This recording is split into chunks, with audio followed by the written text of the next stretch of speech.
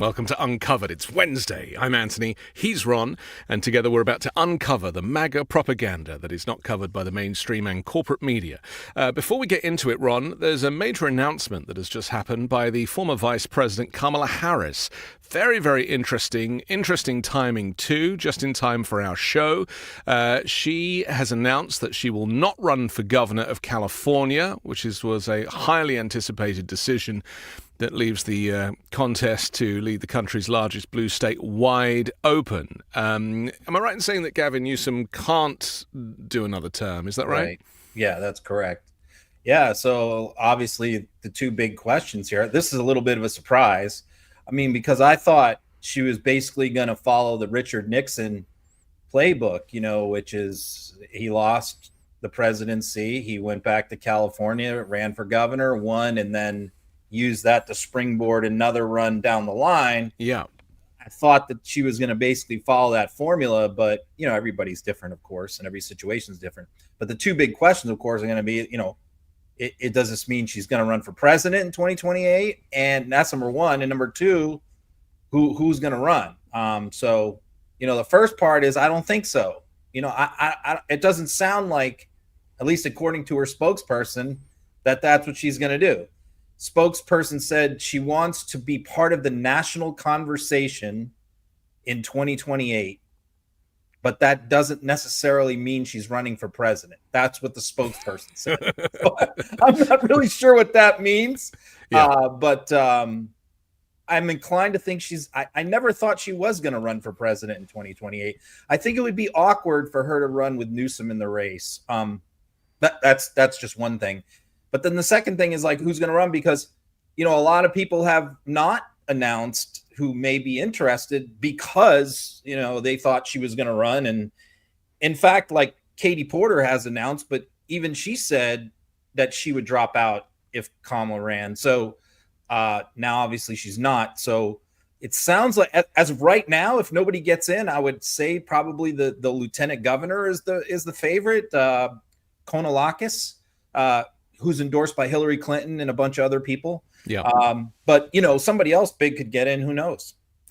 Am I right in saying I seem to, from memory, remember that there was some possible controversy surrounding the pressure on her and Doug's marriage after the campaign, after losing the presidential election? They went on vacation and there was some reporting. Now, I'm not one for salacious gossips, and it's also none of our business. But the only reason I'm saying that is because, in families, when you are in politics or one of you is in politics, it is very stressful on marriages and on families. Sure. And they obviously have a beautiful love affair. And I think anything that compromises the love affair would probably direct the decision on running for president, which is, again, huge. So that was my first feeling. I'm like, okay, yep, she doesn't want to have any part in public office again because it puts too much strain on the marriage and it's just not worth it. So, but now I've had a half an hour to think about it since the announcement. And I've been of the opinion that the Democrats, just knowing the Democrats, that kind of legacy Democrat kind of leadership and the consultants and all of that group, I think they would run Kamala Harris again. Because she got so close. Let's not forget that the race was close, and there's all this talk of the gerrymandering and the redistricting and the all of the effort that Trump's people went to try and give him a bit of a boost. Not to mention Elon Musk and his $270 odd million worth of investment to help Donald Trump also. So I'm not saying those things won't be there. We've actually heard from Gavin Newsom and Adam Schiff in the last 48 hours, both saying that Trump is planning on rigging the 2028 election. They've actually kind of come out and made statements about this. So my feeling is that the Democrats would probably want to run her because she did so well. And I don't have a problem with that. You mean for president you're talking about? Yeah. Maybe. But, Democrats tend not to go back to the well when they have somebody who lost, although I don't necessarily believe that you can blame her for that loss. She No. only ran for 100 days. Yeah. But still, I mean, that has been the pattern in the past, like Kerry, Gore, Clinton, Hillary, they haven't, if they lose, they don't give them another shot. Right. That's, you can go all the way back to like Mondale, we can go way back on that track record. So I don't know. As far as that goes, who knows? But a couple points off what you said. I'm definitely into salacious gossip. So I mean, I'm definitely, This is I'm where definitely we not differ, above all of that stuff. Yes. I did read maybe some of the stuff that maybe you saw. I mean, there was some stuff in the right wing cesspool about him maybe having an affair or something with somebody, but I paid no attention to it. I didn't see that stuff. There didn't seem to be anything to it. It was just them, making shit up. It looked like to me like there was no hard proof or anything. Yeah, they're always looking to do stuff like that. And it was never picked up by any major news outlets. It was just their influencer network. And I don't believe it. So that was one. And then second, what I did read though is oddly the timing, because I think I read a week ago a Politico article. I think it was Politico, where they talked about it was all from unnamed sources in the California Democratic Party who basically said that they were concerned that if she ran for governor, that could lower the turnout in California among Democrats, because maybe they wouldn't be as enthusiastic as having somebody, a fresh new face or something. And they cited a lot of people saying like maybe some of the California Dems did not want her to run for that reason. Again, like they didn't put their names on it. And I didn't even report on it because it seemed like a hit piece to me a little bit. That was kind of planted by maybe people that are running who don't want her to run. Right. So, but that was out there too. So who knows? I mean, I think her spokesperson also said that there is also going to be a major announcement about her future very soon that will not involve running for president. So maybe this could be some new project that she's taking on. I don't know. We should remind people, though, that there were more votes for Donald Trump in California than in any other state. And people forget that a huge populace such as California, you are going to have a huge number of votes, even though it is a Democratic state. Sure. Yeah. Well, that's why the gerrymandering stuff is being talked about so much, right. Which is, I mean, part of what J.D. Vance pointed out today is how many Republicans there are in California compared to how many seats. But that's a case in every state. There's plenty of Democrats in Oklahoma, and there's not one representative from Oklahoma that's a Democrat. So in Congress. So that's just the way it works. So you need 50 plus 1. Having 49% is not enough. No, it's I don't know. I would wish her an awful lot of well and support if she did choose to run for president.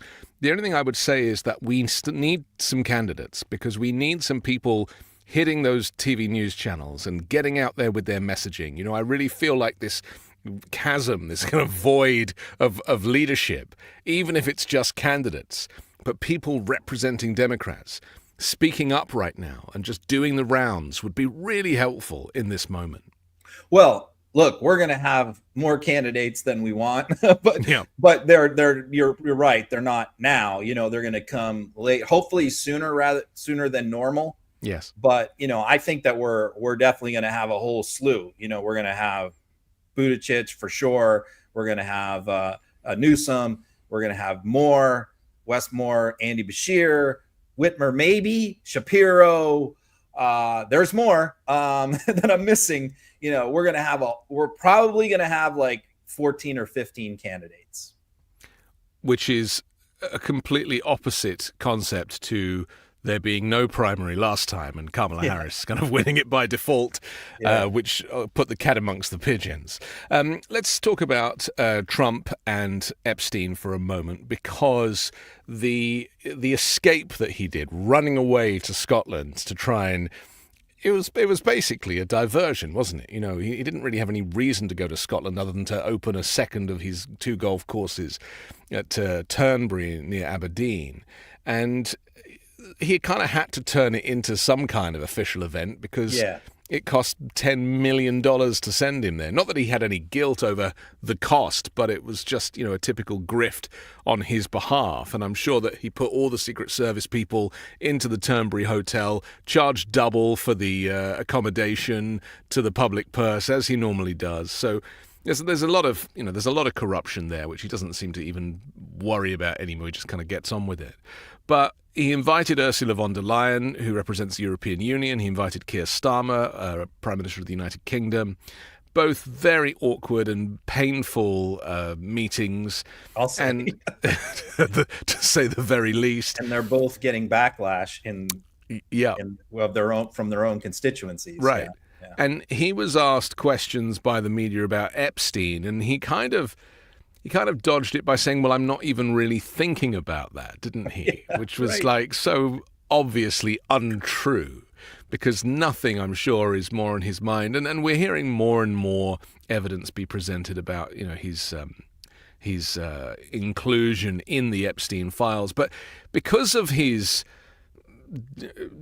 decomposing brain, he gets timelines wrong. And so when he's asked questions and he says stuff, in this case about Virginia Giuffre, who sadly took her own life earlier this year in April, I think, in Australia. She was, a young girl at the time who apparently we're now discovering was working in the spa at Mar-a-Lago. And now he's claiming that Epstein was stealing his people, talking about them like he's a slave owner. It was very odd, like kind of ownership of people, really weird. But he was asked this question on Air Force One, and he's kind of saying the quiet parts out loud. Let's take a look. Mr. President, Epstein has a certain reputation, obviously. Just curious, were some of the workers that were taken from you, were some of them young women? Were some of them young women? Well, I don't want to say, but everyone knows the people that were taken, and it was the concept of taking people that work for me is bad, but that story's been pretty well out there, and the answer is yes, they were. Yes, they were young Yeah. women. What did they do? In the spa. In the spa? Yeah, it's people that work in the spa. I have a great spa, one of the best spas in the world at Mar-a-Lago, and people were taken out of the spa, hired by him.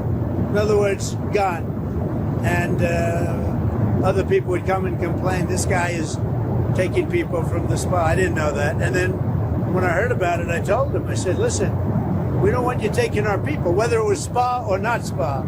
I don't want him taking people. And he was fine. And then not too long after that, he did it again. And I said, out of here.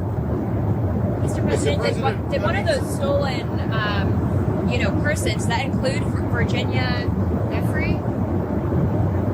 I don't know. I think she worked at the spa. I think so. I think that was one of the people. Yeah. He stole her. And by the way, she had no complaints about us, as you know. None whatsoever. It's one of the best spas in the world at Mar-a-Lago, Ron. I just get that in there. You're talking about child sex trafficking, and he has to talk about how Mar-a-Lago has one of the best spas in the world. Well, yeah, I mean, that's what he does. This inability to say no comment, this inability, yes. I mean, me as a former criminal defense lawyer, of course, every time I would watch one of my clients start talking to the police on tape, I'd start breaking out in hives and start cringing and go.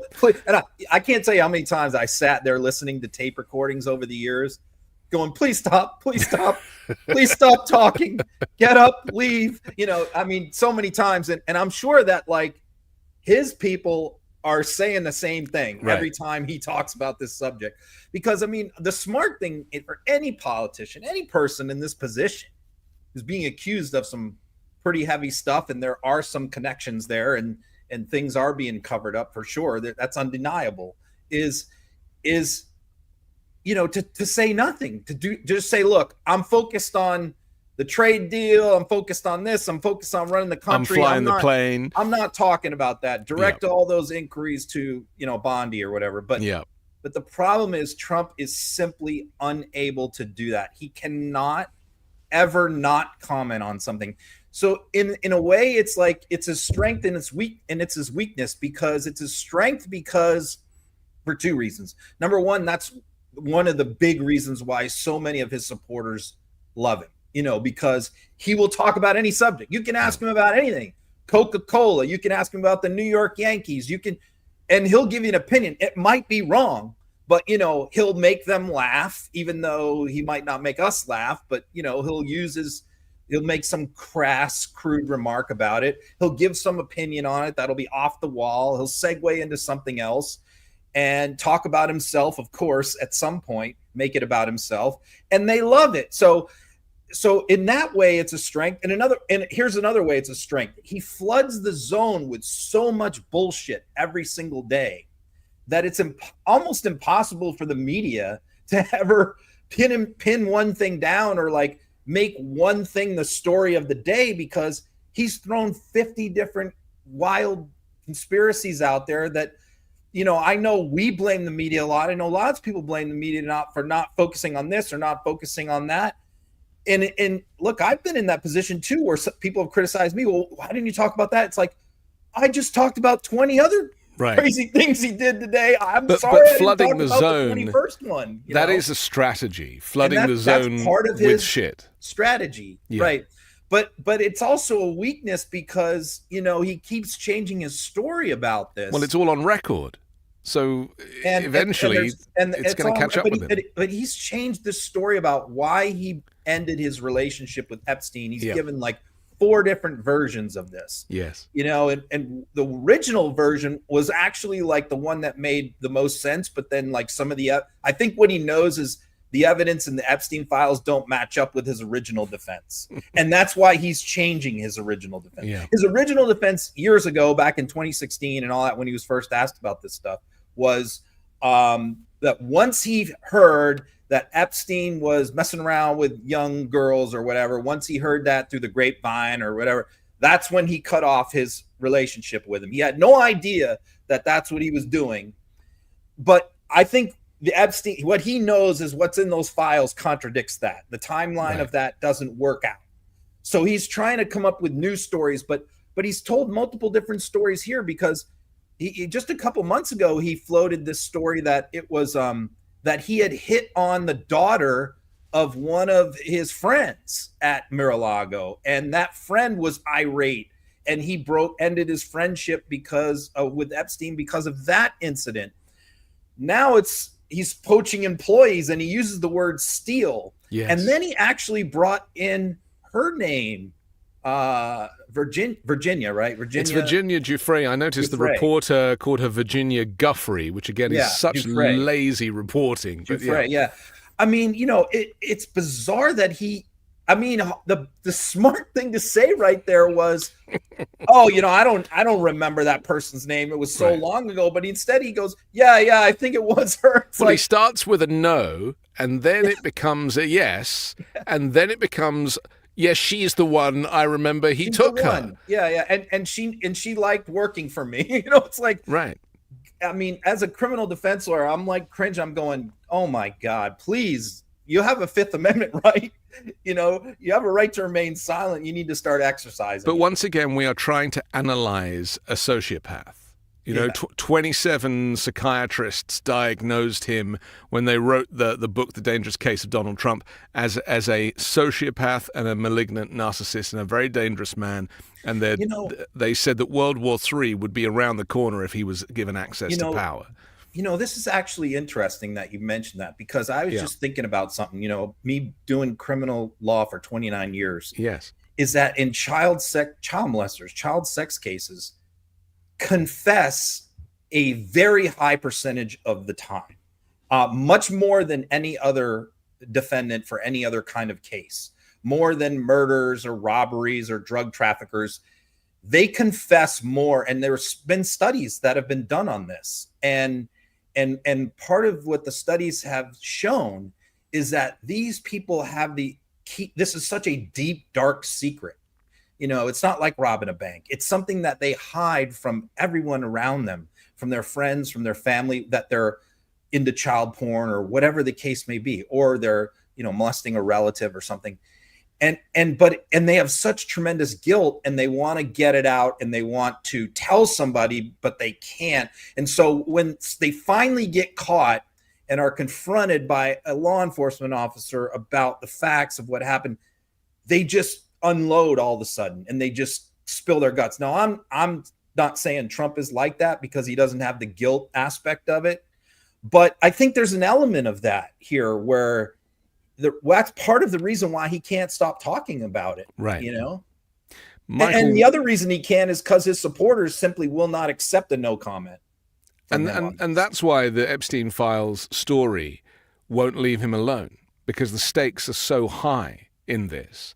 I was going to say Michael Wolff has been making a couple of appearances on Midas Touch in the last 48 hours. I know he's like got new life again. He's back. He's back, and he talks. And for those who don't know, Michael Wolff is Trump's biographer. He was going to be Epstein's biographer. Yeah. He spent 5 years interviewing Epstein before he decided not to write Epstein's book.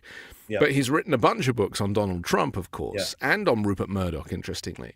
And he says that he was shown out of a safe at Epstein's apartment or house these Polaroids of Donald Trump with girls. He said they were of an unspecified age, I think, but he alluded to the fact that they were clearly very young, and that they were on his lap, and he was in his pants, but I think he was nude up top. And they were laughing and pointing to a stain on his pants. And it was like a kind of a scene, a tableau, as it were. And this is very damning evidence, if indeed those images, which he says were probably seized from Epstein's house when it was raided, if these are in the Epstein files, then this gives you a clue as to why Donald Trump is kind of running around in circles. Yeah, so Mike Johnson used a key word here. He repeated.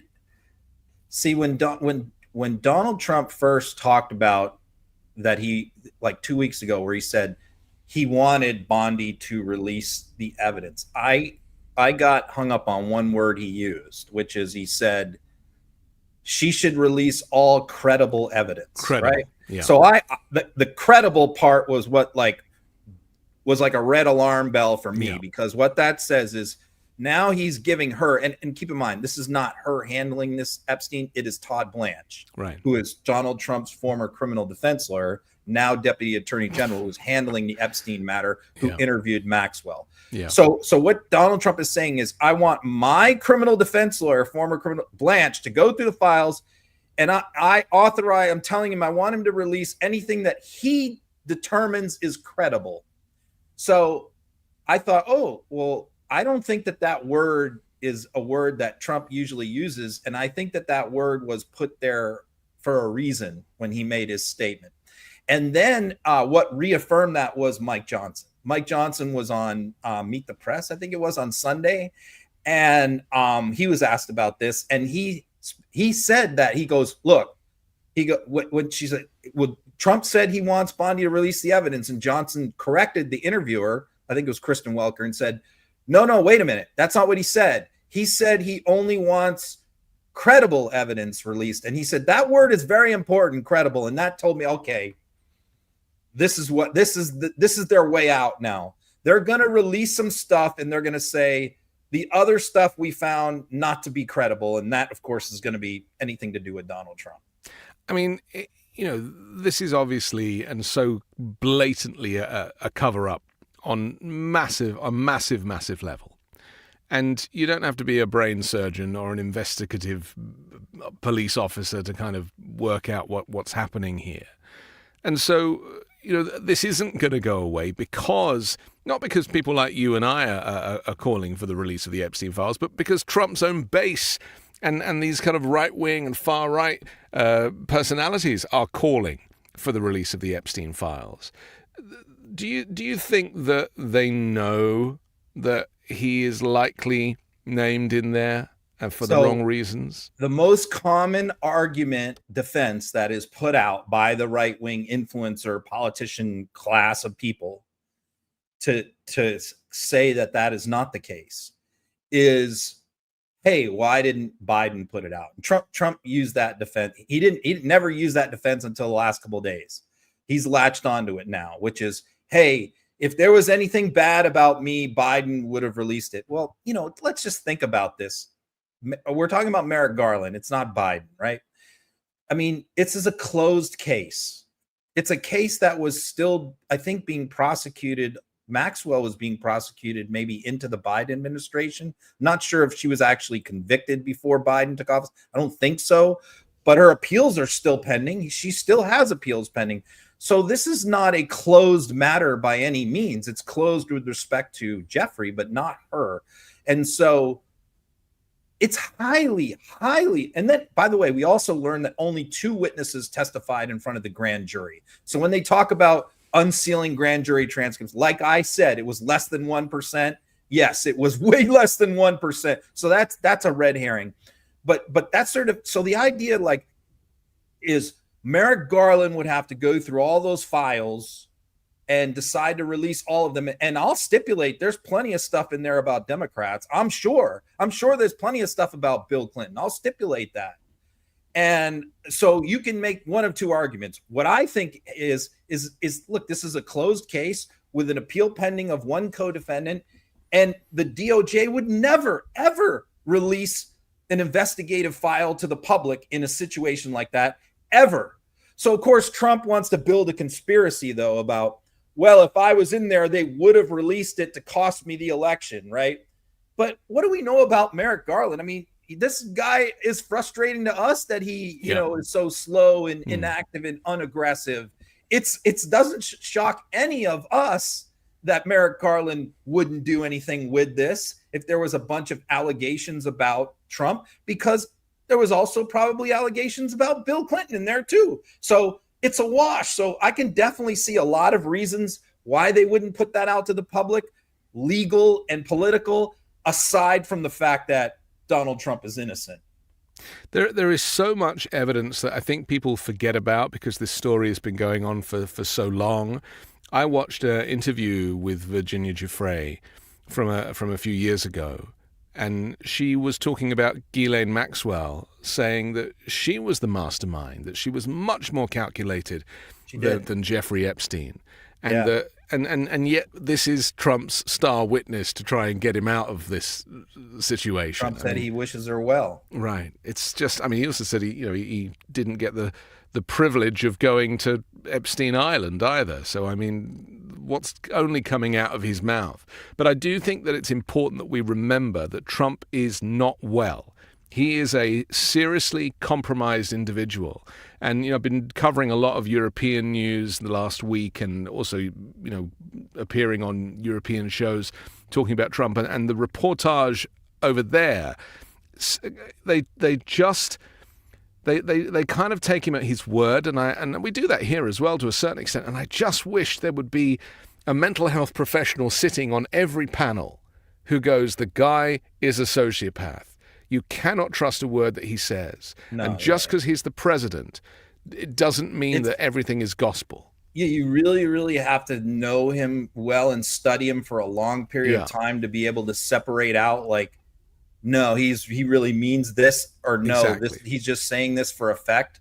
So yeah, anybody who just blanketly accepts what he says and believes it is wrong. And everyone who just automatically discounts everything he says is also wrong. Yes. You really have to study him for a long period of time. And then you can actually get very good at predicting when he means it and when he doesn't. Because he does send off those, he does telegraph those things and send off the signals, but you have to know what to look for, It's complex. It needs people like you and I and our colleagues at Midas Touch to be there in a little box in the corner of the screen as the translator. Exactly. Right. Well, yeah, me and Asen could do it all day long. We could sit there and watch a Trump speech and go, okay, he's not going to do that. Yeah. No, that's BS. Lock her up, Hillary. That was never serious. That was always for effect. But when he said, I'm going to get revenge and retribution on my enemies, I absolutely believed every bit of that he was going to weaponize DOJ and go after his political opponent. When he said he was going to go after the press and try and, go after media networks. I absolutely believe that. When he said he was going to go after universities, I believed all that. So there were some things that I never believed that he said during the campaign, like he's going to end the war in Ukraine in 24 hours. But, there were plenty of things that he threatened that I took very seriously. Yes. And it's the same thing now. It's the same thing with trade, with the tariffs and all that. You have to separate out. But I think, and we could talk about that because I spent a lot of time with European press this week too over this trade agreement. But I think what they've all figured out on the tariffs and the trade is you just got to give him something that he can declare as a win. Right. And if you promise him something that he can then take to the American media and his supporters that looks like a win, he'll go away. You can make him go away on like serious shit. He'll concede serious shit if you'll throw him like Japan. We pledge that our companies are going to invest $550 billion in the United States over the next 3 years. And then Trump can go, as he did again today, I got $550 billion from Japan. He got nothing. Nothing. It's just a promise. Same thing with the EU. The EU, Ursula pledges $700 billion. Okay, first of all, she has no control over her member states to direct them to do anything. Because it's a democracy. And second of there's nobody in Hungary that has to give any money to the United States because of this deal. Yeah. And second of all that is like, that's our goals and aspirations for European companies to invest in the United States. There's nothing hardcore. There's nothing in writing. There's no requirements. It's just a goal. But the fact that it's all performative and that's all that Trump wants is the opportunity to make an announcement that it doesn't need to be followed through on. And this goes back almost a decade. This goes back. We often mention that kind of Foxconn event where he's like, they're gonna bring $500 billion and they're going to produce iPhones in America, and then they kind of dig a hole in the ground with a shovel, and then when the cameras go, they fill the hole back in, and that's the end of it. So this he does have form in this arena, but the problem when he's interacting with these world leaders who are credible, and Ursula von der Leyen is a very highly respected European politician with an awful lot of experience. She's far smarter than Donald Trump. She's a much better deal maker. She basically played him and had to sit there with a poker face while he did his whole spiel to the cameras, knowing full well that she couldn't interrupt. Here's the frustrating part for me, and also let's take her with the Japanese. The Japanese PM lost his election like a week after he supposedly made this trade deal with Trump. Yeah. So keep in mind, the Japanese parliament has to ratify this agreement, and the government was just dissolved. So that negotiated this agreement. So even their promises are not. There's a whole new government now forming in Japan. So, but the frustrating part to me is that they're giving him these wins, and they're giving him this propaganda, right? But I mean, like from my standpoint, I'm looking at it like, why are you helping him domestically? You are not helping the resistance in the United States by appearing to cave to him and playing these games with him. You are hurting the Democratic Party and our ability to fight Donald Trump by doing this. But then I think, well, that can't be their concern. They have to look out for their own country and their own interests, I guess short-term interests, and they can't sit there and go, I'm going to go to war with Donald Trump for the next 3 years, hoping that the Democrats take over. They just have to look out for themselves. And it's unfortunate because what they're doing is by playing into his lies is they're making him look like he's winning. They're giving him credibility as well. He's not. No. And they're lending their credibility to him. I also think they're less worried about the kind of political ramifications. I think they're more worried about World War III, knowing how volatile he is. Sure. And I also, as I said before on this show, I think that they fear a NATO war versus Russia, and I don't think they can guarantee at this stage which side the United States will be on. And so, as we saw with, they're playing it very carefully because he's like a tinderbox, could go off at any moment. As we saw with Zelensky, right? It's a lot easier to go through your day with Donald Trump is not mad at you, Yeah. right? And so when Donald Trump was mad at Zelensky, he cut off aid. He was yelling and screaming about him. He threw him out of the United States. That's right. And then, now their relationship is a little bit better. It's thawed, let's say, a little bit. It wasn't what it was then. And I think the reason for that is because he got a lot of backlash from Republicans in Congress after that meeting, and the polls were terrible. His approval rating on Ukraine went to like the low 30s after that meeting.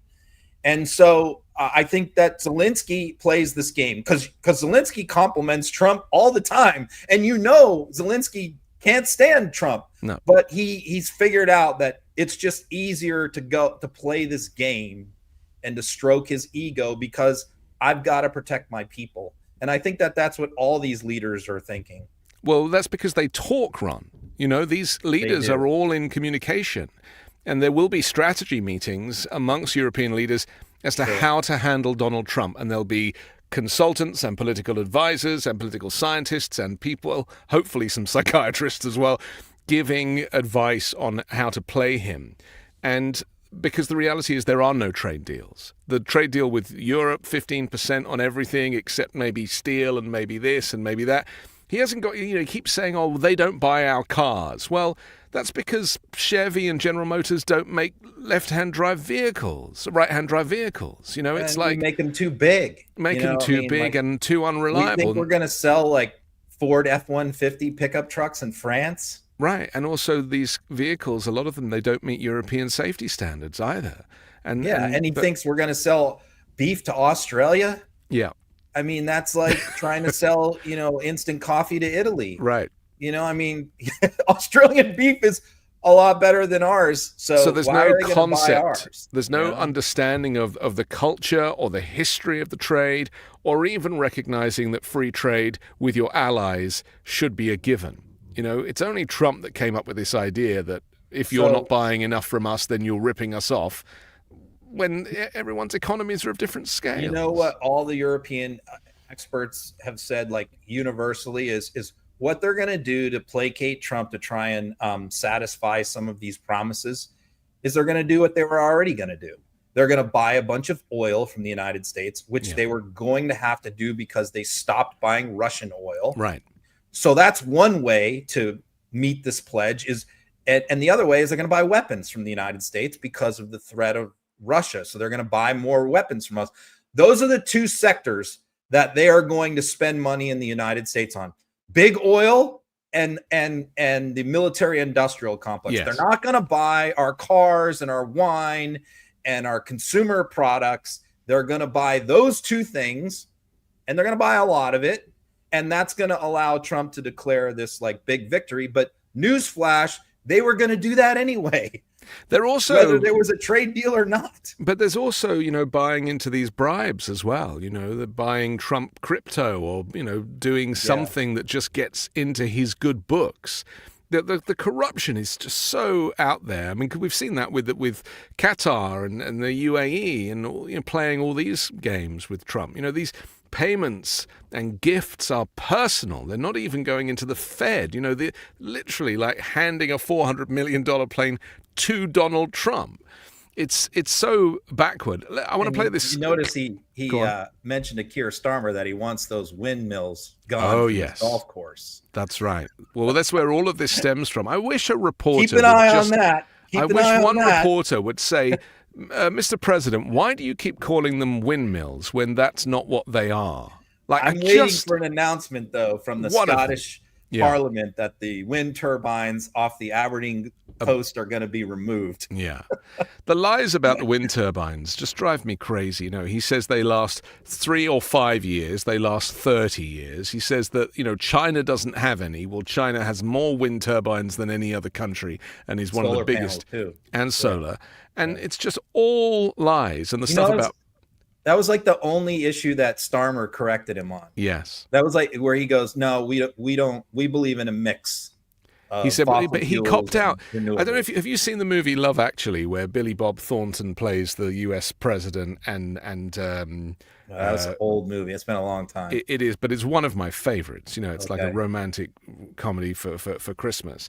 and the British Prime Minister kind of interrupts him while they're in a press conference and says, "Well, no, actually, it is not a good deal," and then kind of piles into him, and then the music plays, and it's all rather wonderful that the British Prime Minister stood up to America, and I was just really Hugh Grant. That's who it was, Hugh Grant playing the Prime Minister. Yeah.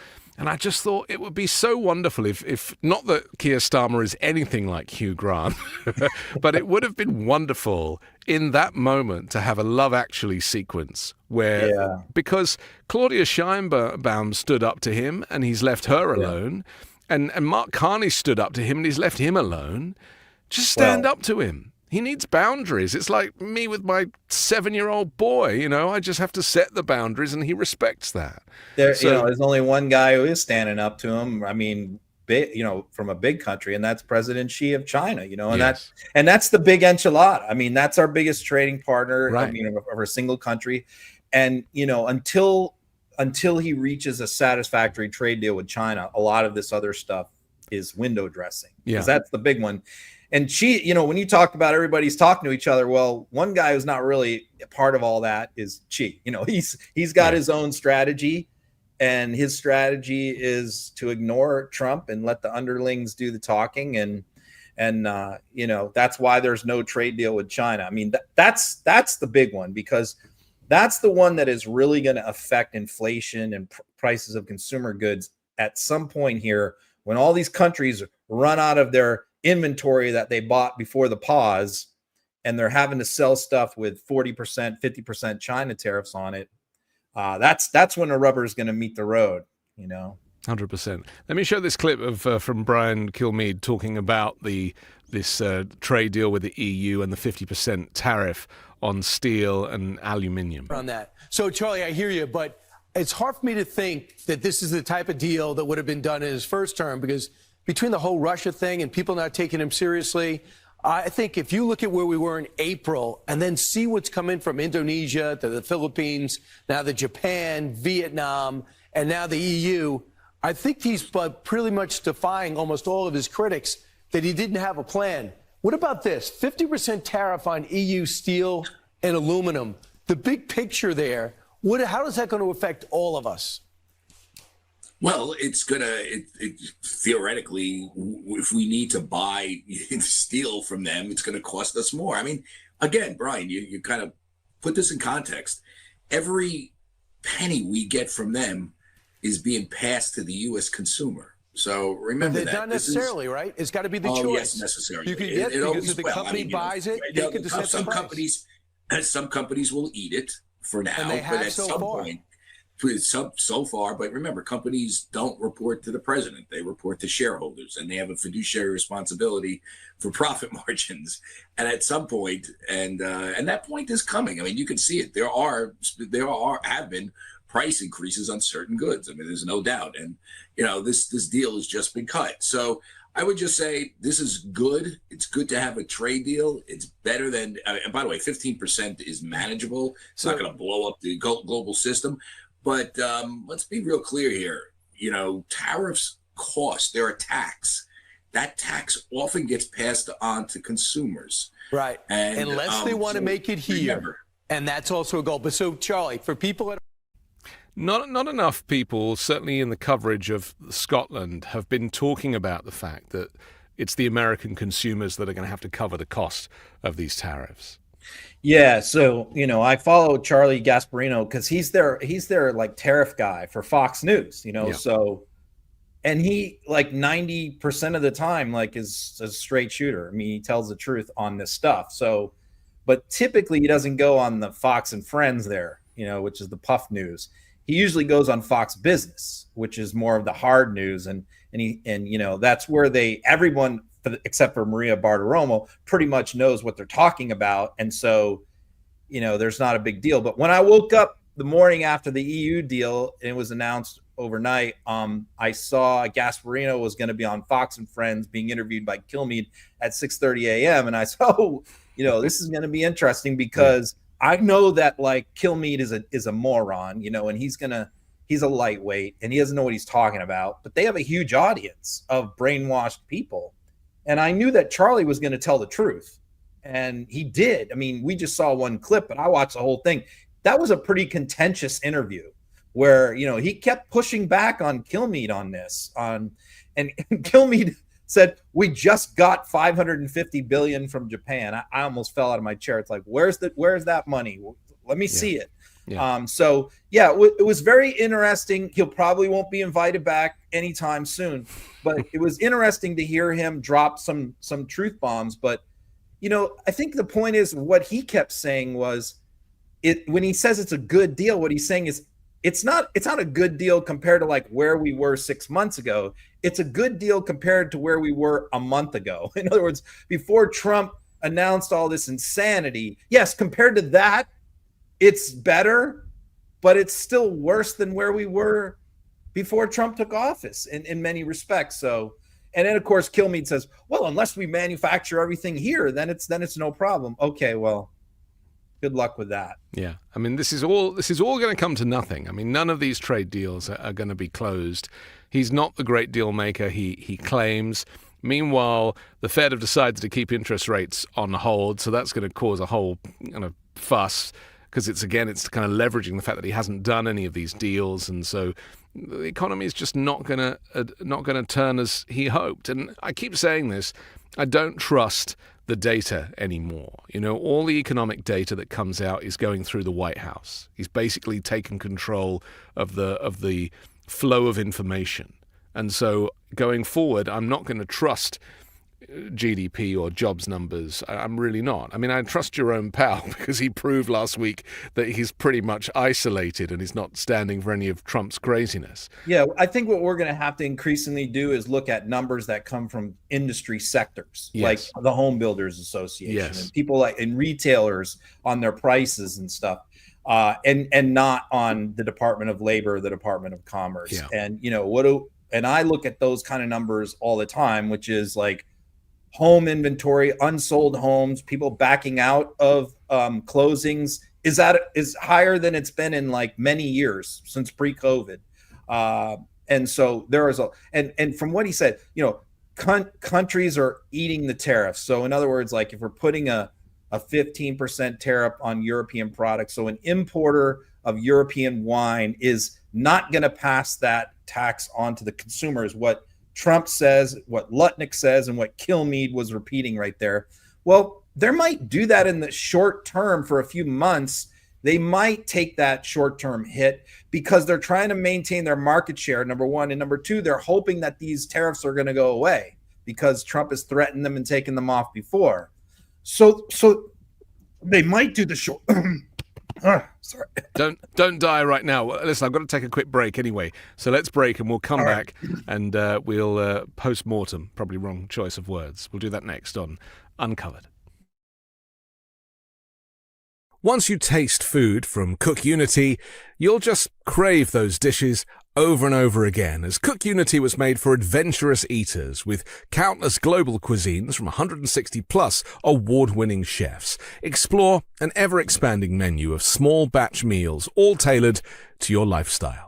Explore an ever-expanding menu of small batch meals, all tailored to your lifestyle, dietary needs, and cravings. You get ready-to-eat meals delivered directly to your door by going to cookunity.com/uncoveredfree, or you can enter the code uncoveredfree before checkout for free premium meals for life. You'll find you snack less and have more energy throughout the day, which is why Cook Unity is better than ordering takeout or even home cooking your meals. Their roster of all-star chefs include those from the Food Network, James Beard Award winners and acclaimed restaurateurs. They balance bold flavors and nutrition in their handcrafted meals, which are freshly prepared, delivered to your door, and never frozen.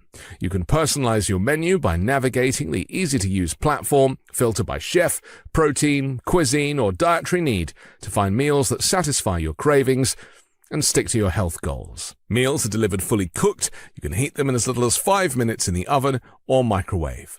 Enjoy high-quality culinary masterpieces for a fraction of restaurant or takeout prices. Subscriptions start as low as $11 a meal. Skip deliveries, pause, or cancel anytime. Get what you're craving. Try the freshest, best-tasting meal delivery made by your favorite celebrity chefs.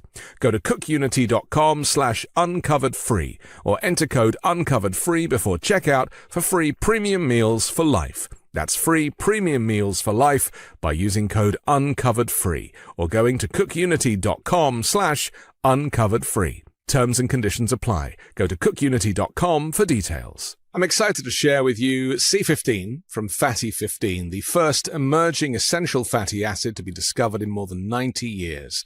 It's an incredible scientific breakthrough to support our long-term health and wellness. And you guessed it, healthy aging. Fatty 15 founder Dr. Stephanie Venn Watson discovered the benefits of C15 while working with the US Navy to continually improve the health and welfare of aging dolphins. Based on over 100 studies, we now know that C15 strengthens our cells and is a key healthy aging nutrient which helps slow biological aging at the cellular level. In fact, when our cells don't have enough C15, they become fragile and age faster. And when our cells age, our bodies age too. This eventually led to studies finding the first new nutritional deficiency in 75 years, called cellular fragility syndrome, caused by a lack of the C15. As many as 1 in 3 people worldwide may have low C15 levels and cellular fragility syndrome. By replenishing our cells with the crucial C15 nutrient, Fatty 15 effectively repairs cells, reverses aging at the cellular level, and restores our long-term health and wellness. Fatty 15 is on a mission to optimize your C15 levels to help support your long-term health and wellness, especially as you age. You can get an additional 15% off their 90-day subscription starter kit by going to fatty15.com/uncovered and using code UNCOVERED at checkout. And you can find links to our sponsors in the description below. Ron, you still alive? All good? Yeah. I had to get some water there. Yeah. You got me all choked up.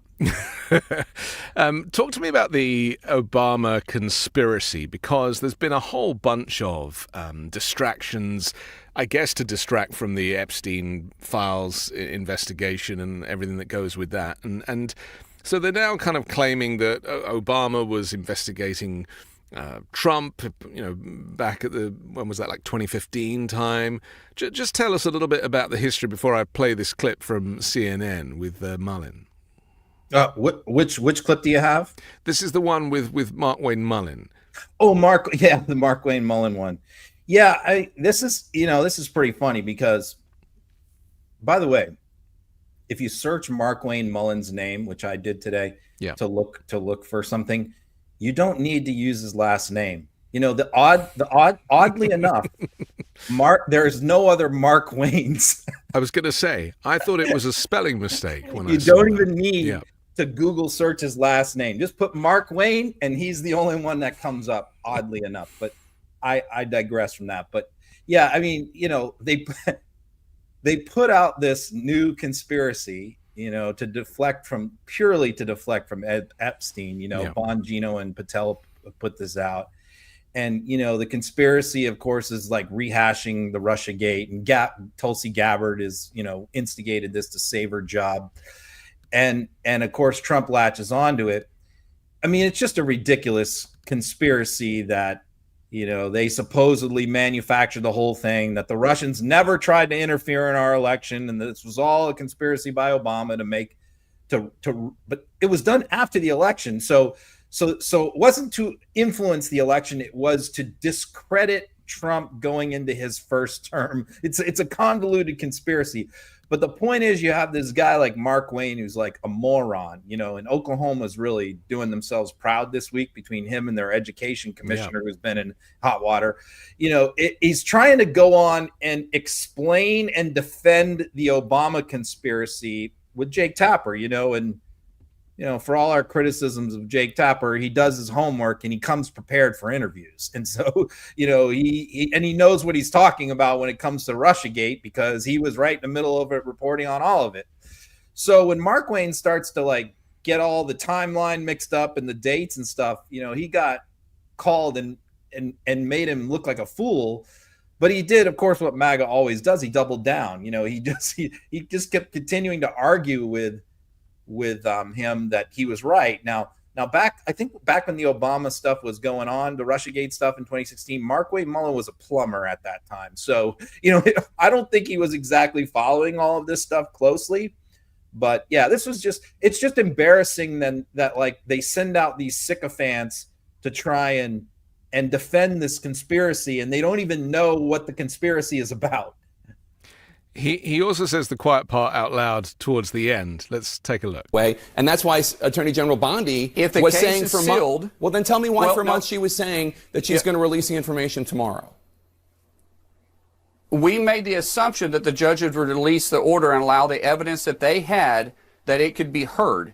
But it's all been sealed. And so if it's been a sealed case, we can't release it until the judges allow us to release it. And you would think common sense would play. That's why they asked for transparency. We want transparency. We want the judges to have transparency in this too. But remember, there was a plea deal that was struck in 2009, way before I was in office, way before Trump was even considering to be in office, way before Pam Bondi was in office, way before Kash Patel was director. 2009, there was a sweetheart plea deal that was made underneath the Obama administration with Epstein. Right. That's not and that sweetheart has not been exposed. No, it was 2000. Oh, it's not? Well, when was the case heard?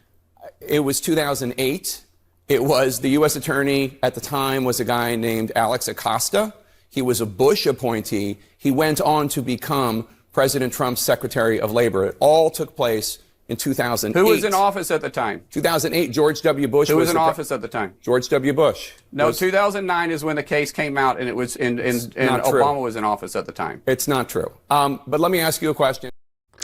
I mean, part of the problem of employing plumbers, no disrespect to plumbers, but, and parking enforcement lawyers and all of these various, inexperienced, unsuitable, unqualified people to take positions in Trump's administration / regime, is that it's total chaos. I mean, there really is nobody with any expertise at any level.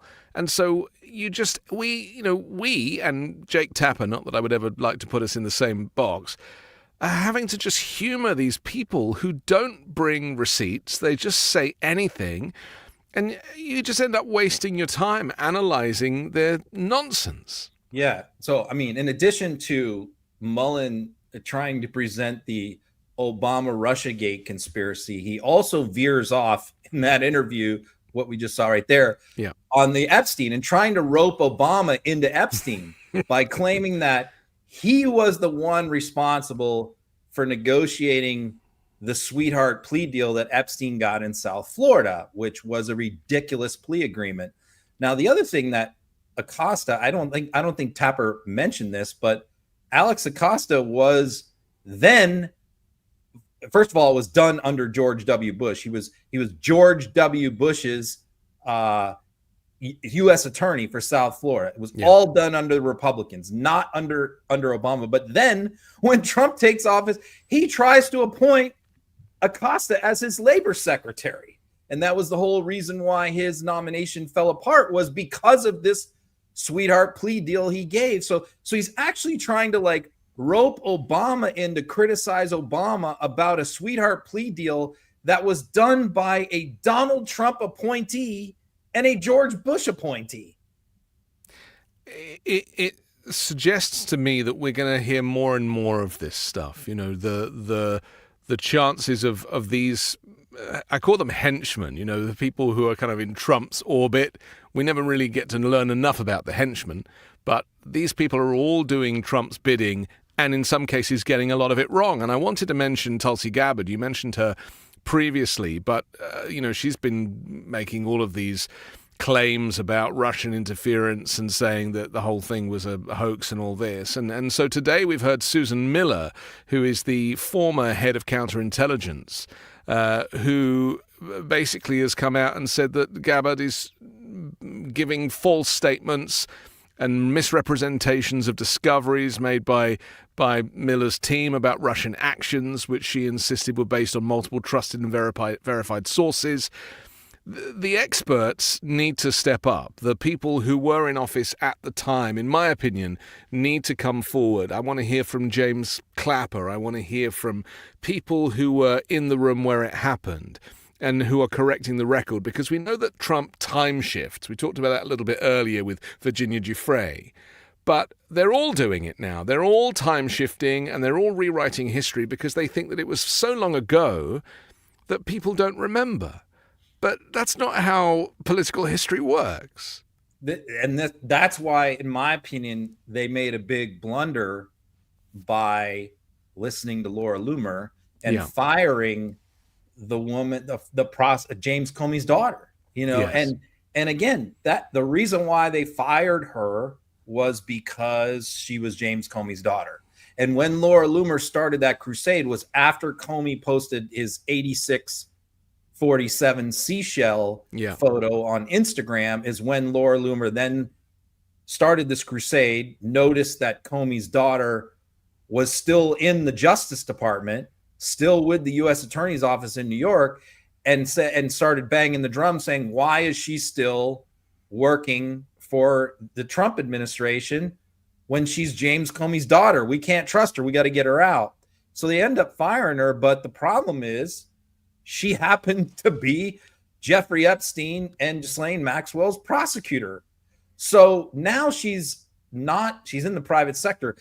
And so if they do release anything in these Epstein files that is doctored with or monkeyed with, there's one person who's going to know, and that's her. Yeah. She is going to know. And so the question is she going to step up and start? She hasn't done any interviews, but if she was still in the DOJ, she wouldn't be able to say a word. She would have to resign in protest and then say something. But they would have leverage over her. They would have some control over her. And I don't believe that when they fired her, they really thought about that they processed. I think they fired her because she was James Comey's daughter. I don't think they thought through, oh, wait a minute, she was also Epstein's prosecutor.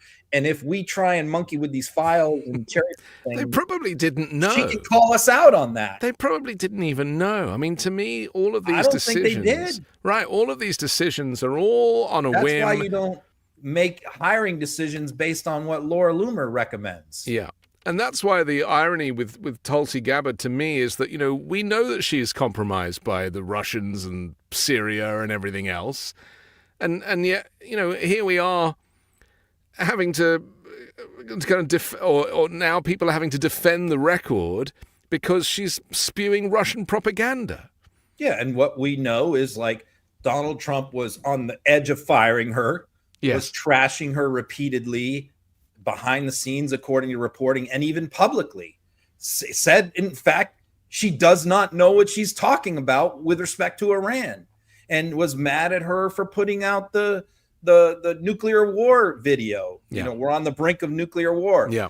So she went literally from on the edge of being fired to overnight being a hero by releasing this Russian nonsense. And then she goes from the outhouse, the doghouse, to the penthouse, just like that. And sounds like they a all Tina know Turner how to song. play this guy. Yeah. Another one of these hench people is Kristi Noem. And she's now out in, where is she now? Argentina and Chile. And she's, again doing the rounds. She's with Corey Lewandowski. And this is more propaganda just to kind of bolster the regime's power and strength. Let's take a look.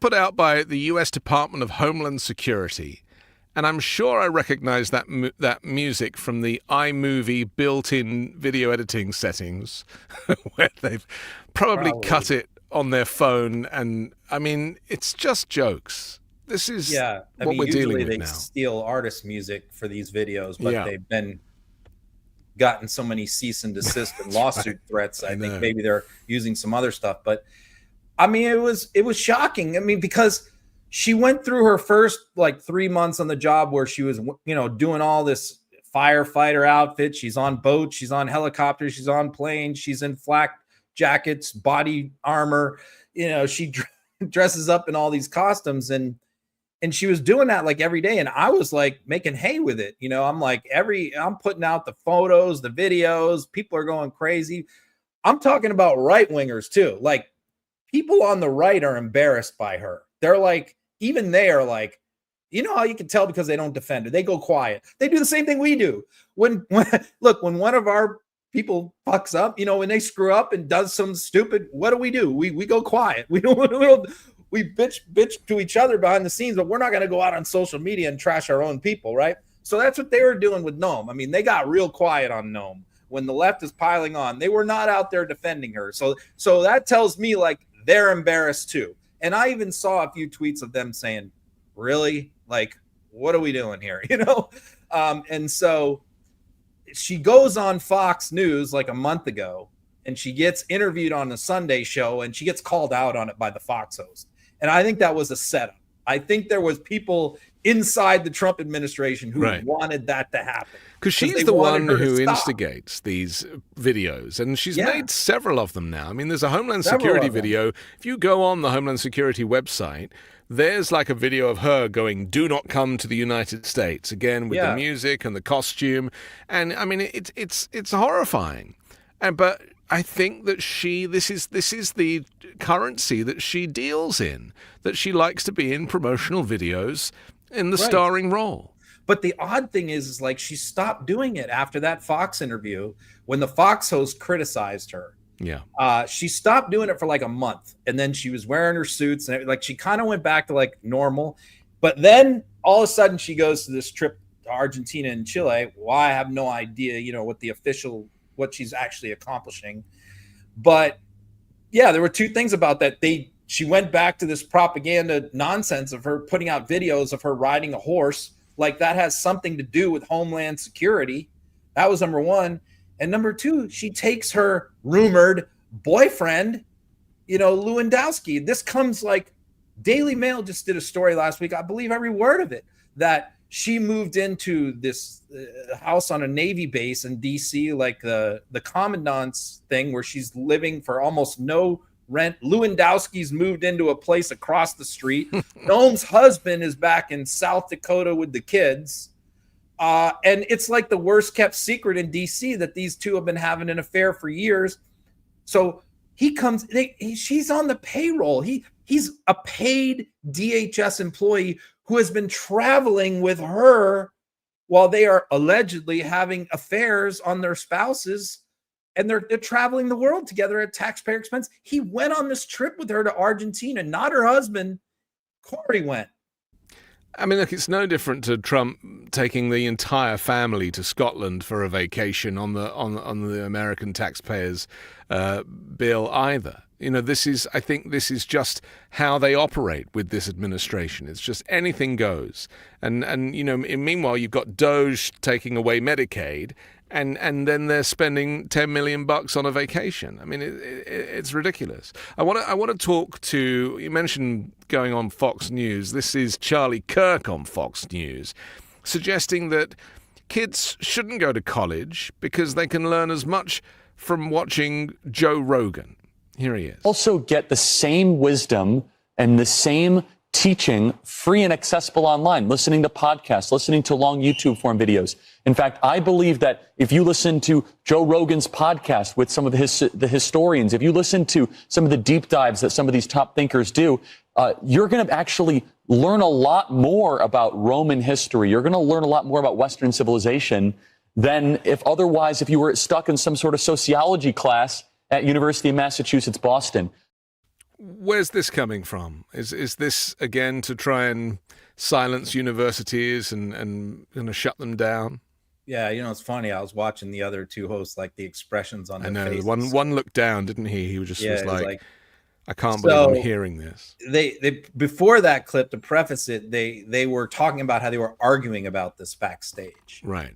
So this is Charlie Kirk's debut on Fox. Like, he's never been, I guess what Fox is doing here is they're sort of mainstreaming this freak, and they're bringing him in because he has never guest hosted on Fox before. This is the first time was this week. So he's a host there, is he? He was a host. He was a guest host of Fox and Friends. Or no Fox wonder he was so well turned out. He was not a guest. He was a guest host. Oh, and so man. I think that that this kind of like caught some of our, like me and Aaron Rupar and Ace, and we monitor Fox. Yeah, we were sort of taken aback by this because it's like he's never been at that level before. So it's almost like we're going through the Tucker Carlson experience again, where they're like mainstreaming this fringy right-wing kook. Yes. Who has all these weird ideas. And I've watched his podcast. I've watched him speak. This guy believes in a lot of crazy shit. Oh, he nuts. Yeah. So if he's going to start being a regular on Fox, they're going to end up getting sued at some point. So his first day, what does he do? He goes and he says, he never went to college because he had a very wealthy guy. That took a liking to him, this like 80-year-old sugar daddy type guy. How I always think about it is the Anna Nicole Smith guy with her husband, like it was that kind of maybe not, all of it similar, but a similar relationship where he bankrolled Charlie when he was like 19 years old and helped him set up his business, which struggled for a long period of time. But this guy put millions of dollars into Charlie's Turning Point thing. And Charlie's whole shtick was going around to college campuses, putting a table out and arguing with students and trying to show that he was smarter and knew more than they knew, even though he didn't go to college. And that was his shtick for a long time until he got, bigger and hooked up with Trump. So he goes on Fox and he basically launches into his spiel about how nobody should go to college. And because they can learn just as much watching YouTube videos and Joe Rogan's show. And you could see the host there going, what? Are we really putting this out to our audience right now? Like, we're really telling parents that they should not have their kids go to college? And it's like, well, that maybe you could get away with that if you have a billionaire who's willing to give you $10 million to start a business. But guess what? Most of us don't have that. It's a sad and sorry state of affairs when that is becoming the kind of rhetoric that you don't need to study sociology. You can just listen to a historian being interviewed by Joe Rogan, who is, I watch Joe Rogan occasionally, clips mainly. I can't handle the long form, but he's just dumb as they come. He really is not a smart person. He asks terrible questions. He's a total conspiracist. And you could really, if you chose to, you could manipulate his views so easily if you knew what you were doing. So to even kind of benchmark him, and it's a sad indictment of where we're at in the US, that his podcast is up top, second position to the Midas Touch podcast. It's telling because, we've seen many times, like, he had Tucker Carlson on his show, and then like a month later, he's on there trashing everything that Tucker Carlson said. He's like, oh, I suddenly realized, I've become educated that everything Tucker said on my show last month was a lie. But not in real time. To Kash Patel. Yeah. He did it to Kash Patel this week. He had Kash on last month, and then he just did a whole show about how, hey, I just realized Kash lied to me on my show. It's like, dude, why do you have these guys on? Yeah, he doesn't think critically enough to be able to ask appropriate questions in real time. So he'll do a car crash interview, and then there'll be fallout, and then there'll be backlash. Then he does some research, and then he has to kind of correct the record. And that's not basically his show. Yeah, it's not journalism. Listen, we have to take another quick break, but I want to come back and talk about the schools chief in Oklahoma, who you alluded to earlier, who is the guy who wants Bibles or has already started to put Trump Bibles in all the schools. Well, he's been caught with his pants down. We'll do that next. You can wear it when you go fishing in the morning, when you're running errands in the afternoon, and then hit a patio for drinks that night. And the shirt will hold up the whole day. That's Poncho. Poncho makes the ultimate outdoor performance shirts for men. Seriously, It's the one shirt that I keep reaching for. Super soft, right out the box, just the right amount of stretch, and it breathes like a dream. A vented back, total lifesaver on hot, humid days. But it's not just about comfort. The shirt looks good, clean fit, nice structure, rolls up nice, and somehow works whether you're hiking, traveling, or heading out for dinner. Mine's the classic denim shirt known as the Fort Davis. Goes with everything. Plus, they pack in all the smart stuff like a hidden zipper pocket and built-in lens cloth and even a loop to keep your sunglasses from vanishing. Poncho's got a bunch of great styles and fits, original Western, denim, ultralight, and all backed by their Poncho promise, free shipping, free returns, and free exchanges. So, if you want a shirt that feels like your favorite tee but performs like gear, head to ponchooutdoors.com/uncovered for $10 off your first order. That's PONCHO outdoors.com/uncovered. Go try one out. Yes, I genuinely do love that Poncho shirt, and so does Hunter Biden, apparently. He was wearing one in that 2.5-hour interview that he gave the other day. So let's talk about Ryan Walters. We've spoken about him on the show before, and we've shown clips of him where he makes these threatening videos that, you know, every school should be teaching the 10 Commandments and should have the Bible, and then he goes and buys the Trump Bible, which, of course, has got the Bill of Rights in it and supposedly bits of the Constitution that don't mention slavery and all this stuff. So, I mean, we know exactly who he is. Just set this story up for us before I play this clip. I mean, anybody and we've reported on him more than anybody nationally. I've written about him more than anybody nationally. The Oklahoma and the local papers have done probably more than me, but as far as national, I've probably done the most reporting on Ryan Walters, because this is a dangerous, weird dude, and there's something seriously wrong with him. It's pretty obvious. Like, he's not just a right-wing kook. There's something seriously wrong with this dude. And so this explosive story came out that they were having a board meeting that was oddly enough about disciplining and firing teachers over misconduct. So they have these, like, whatever, they meet every 6 months or whatever to review all the complaints about teachers that have gotten in trouble in the state. And they were doing some other business. But in the middle of this meeting, 2 of the board members, and keep in mind, these are all Republicans. These are not, there's no Democrats, there's no liberals in there, there's no woke mafia. These are all conservative Republican right-wingers from Oklahoma. And keep in mind, Oklahoma is the only state in the United States where every single county voted for Donald Trump. Every county. So Oklahoma is as Republican as it gets. And so they don't have any Democratic officials. So they're in this meeting, and 2 of the board members notice porn playing on the screen behind him in the meeting on his TV screen. There's naked women on full nude women. And the one lady says she was shocked. She didn't know what to say. She just kept looking. And then finally she stopped the meeting. She says, "Look, turn that TV off right now. I don't know what the hell that is, but you need to." And he was startled. And he turned around and he immediately, run back and shut it off. Now, okay, what I thought he was going to do, and by the way, 2 of the board members said that they saw it, 2, not just the one.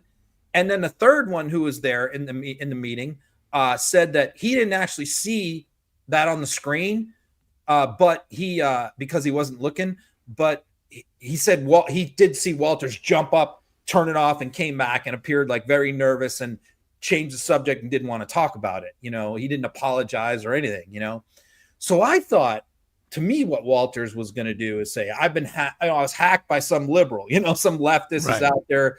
They hacked my computer and they played that on the screen. And I really believe that that's the defense he was going to go with. But keep in mind, this guy is a lunatic. So here's what he does. He rolls out this defense yesterday and today. He rolls this out. I couldn't believe it. What he's saying is that Governor Kevin Stitt, who is far-right Republican MAGA, who endorsed Ryan Walters when he ran, is part of a grand conspiracy to take him out. And he got these 2 board members to make up this whole story. and to just lie about the whole thing. That's his defense. And it's just like, I know that the sheriff has apparently opened an investigation. I hope that they're able to access all of his devices and to find, I don't know the extent of the investigation, but another funny part is that they announced like yesterday that they were opening an investigation into this. And then literally like 3 hours later, he said, they've exonerated me. And it's like, how did that happen so fast? They haven't even, it's been like 3 hours. So this is far from over. It does seem very clear that Stitt and every other Republican official in Oklahoma is tired of this guy. He's embarrassing them and they want him out. But I don't think that Kevin Stitt would have 2 board members lie about porn to take out Ryan Walters. Let's take a look at what he had to say. Board members have a lot to answer for, and so does the governor of the state of Oklahoma. Did he direct these board members to lie about me? Did he direct his board members to go in and disrupt everything in these board meetings? It's often the ones who are pushing an agenda that are also the ones who are kind of, doing the bad stuff themselves.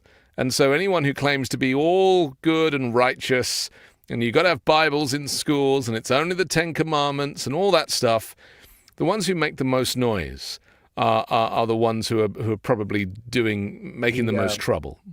It wasn't just the Bible. He fired a principal because in his off-duty time, he did a drag show performance. Oh, that's right. I remember that. Fired that. He also tried to divert taxpayer funds to a Catholic online virtual school. That was struck down by the courts. Yeah. He bought Trump Bibles and mandated Bible study in every school. When he was asked, okay, does that mean that people can also teach Islam, and other religions? He said, absolutely not. You only could teach the Christian Bible, So yeah, this guy is a real nut job. Unfortunately, he doesn't come up for election until 2026, but I mean, they really need to impeach him or do something because he's a serious menace. And he's another one, by the way, who used to have a lot of fans and he's been on Fox News all the time, but there's nobody out there defending him now. He's all alone. Candace Owens, who's another one of these conspiracy theorists who exists in this far-right space, she has been claiming for what seems like years now that Emmanuel Macron's wife is actually a man. Now, this is hugely insulting. It's hugely inappropriate. Macron's wife is quite a lot older than him. And so I guess, I don't know why she has beef with her, but this is the story that she's been running with. And finally, Emmanuel Macron's wife, Bridget, has decided to sue Candace Owens for this use of language. Have I got that right? Is that basically what's happened? Yeah, there's been a couple like long-standing conspiracies about Michelle Obama. Oh, yes. That's and right. Bridget Macron, that they're both men and that they're trans. Yeah. And that strong, and intelligent women. They can't be women. They must Barack be men. And Emmanuel are really gay. And, this is how they're hiding it. I mean, these conspiracies have been out there for a long time. And that even though they both are mothers of multiple children, I think they both have 3 kids, that those were supposedly like adopted or surrogate parents or, these conspiracies have been out there for a long time.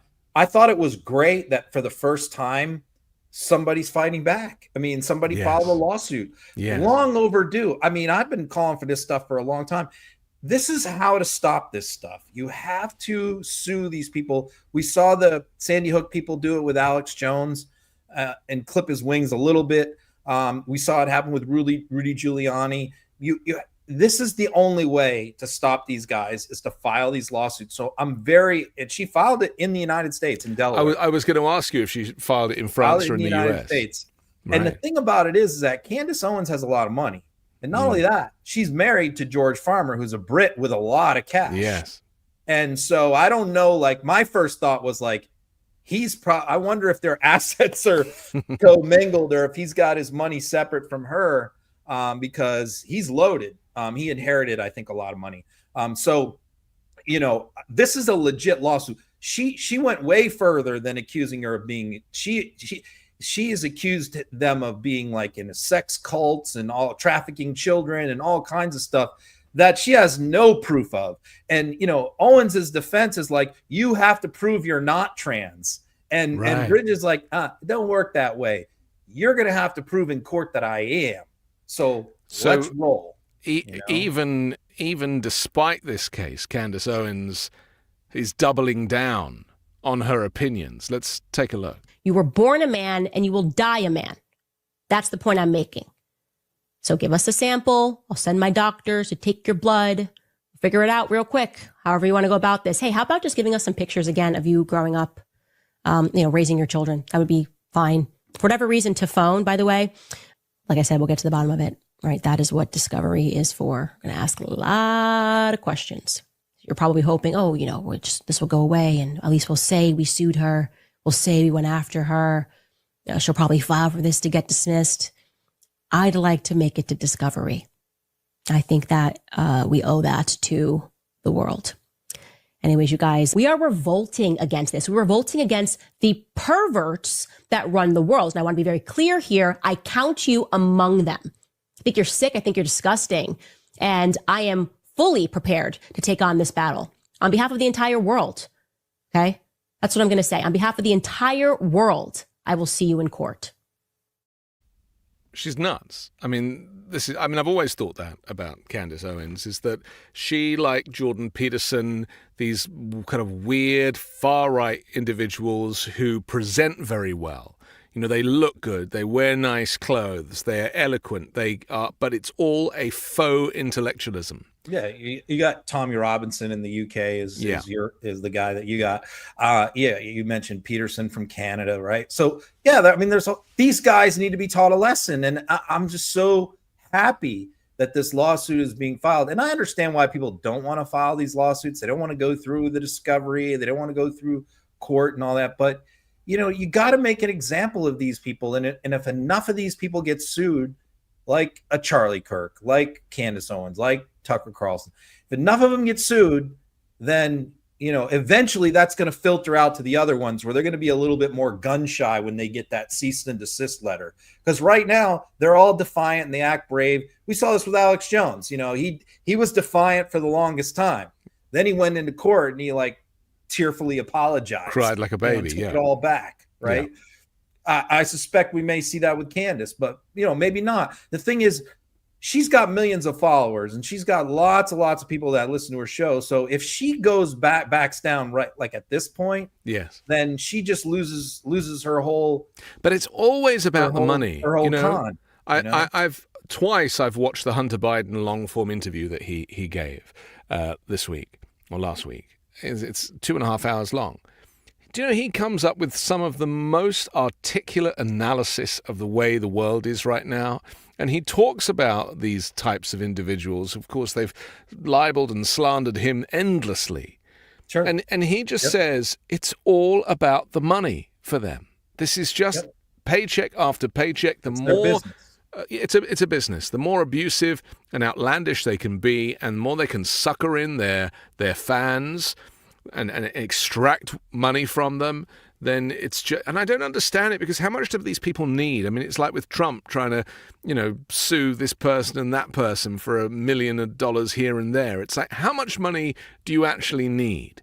And they just won't let it lie. I mean, to me, it's actually a very easy business model. I've said this for years. Yeah. If I decided to do what they do, which I would never, ever do, but it would not be hard. I think I could build a massive right-wing following. All I got to do is every mass shooting, I just create this conspiracy behind it. I could invent a lot of conspiracies off the top of my head, and you'll get lots of clicks, you'll get dollars, you'll get eyeballs, because the right has these conspiracy theorists far, far more than the left. I can tell you, the left has some. There are a few out there, but they're very, very fringy, and they don't get the big following. Because if I tried to put out some kind of like conspiracy about a mass shooting or something, I would get annihilated. I would get fact-checked to death by my own follower, by my own because people people can think for themselves and I would think lose critically. people. Yeah. I mean, I can't get away with that. But on the right, that's their business model, And they take advantage. They're way more successful lying than they are telling the truth. Right. They take advantage of people's either lack of life experience or lack of education or lack of critical thought, and they play into that. They know exactly what they're doing. That's the other thing. It's so calculated. We have to finish. We've got like 2 minutes, but I've saved the best till last because, of course, this is the video evidence of Donald Trump's cheating at golf on the golf course in Scotland. The best thing, in my opinion, that Donald Trump has ever come up with, because he obviously has no skill set, but re-engineering his golf cart, to go faster than every other golf cart on the golf course so he can get to the ball before anybody else and have his caddy move the ball or drop a new ball is genius. Here's the clip. Did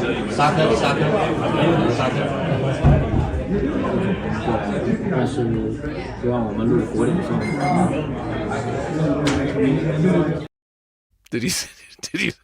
Did you see that ball just squirt out of the pocket? Just squirted out of the pocket, because obviously it's in the sand. The ball that Trump hit is gone.